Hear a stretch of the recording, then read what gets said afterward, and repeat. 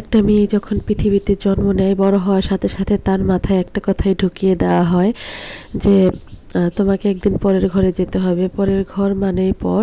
সেই ঘরটাকে তোমাকে দায়িত্ব দিয়ে, ভালোবাসা দিয়ে আগলে রাখতে হবে। হ্যালো এভরিওয়ান, আসসালামু আলাইকুম। কেমন আছেন সবাই? আশা করছি ভালো আছেন। আমিও ভালো আছি, আলহামদুলিল্লাহ।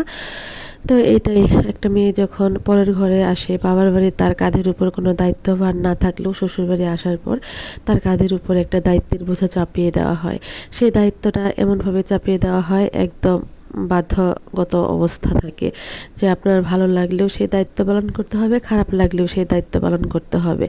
তা আমার মনে হয় প্রত্যেকটা মেয়েই আমার কথার সাথে নিজেকে কানেক্ট করতে পারবেন।